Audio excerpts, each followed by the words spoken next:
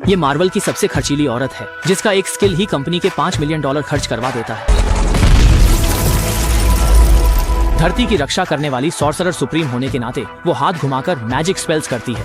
Ancient one अपनी ताकत से टूटे डायमेंशन के स्ट्रक्चर को जोड़ देती है, लेकिन घमंड के कारण लड़ाई में कैसिलियस उस पर हमला कर देता है। फिर उसे लात मारकर पोर्टल से बाहर फेंक दिया जाता है और वह 80 मंजिला इमारत से नीचे गिरती है। जल्दी ही उसका अंत हो जाता है। इसके बाद उसका प्यारा शागिर्द डॉक्टर स्ट्रेंज ऑफिशियली उसकी जगह ले लेता है। दूसरी तरफ कैसिलियस हांगकांग पहुंच जाता है। बस यहाँ के सैंक्टम को तबाह करना है और डार्क गॉड डोरमामू सील तोड़कर आजाद हो जाएगा।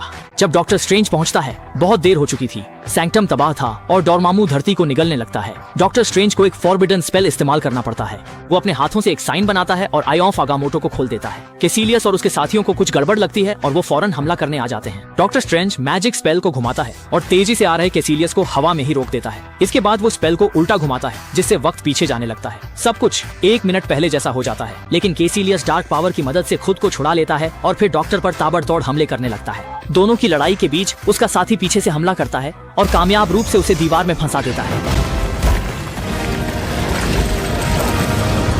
जैसे ही सैंक्टम नॉर्मल होता, डोरमामू भी फिर से सील हो जाता। लेकिन इस अहम मौके पर कैसिलियस खुद को आजाद कर लेता है। वो हाथ उठाकर जमीन पर मारता है। जोरदार शॉक वेव से डॉक्टर नीचे गिर जाता है और टाइम स्पेल भी टूटकर बिखर जाता है। आसपास की हर चीज वक्त में पूरी तरह से जम जाती है। टाइम स्पेल के बिना डोरमामू फिर से धरती को निगलना शुरू कर देता है।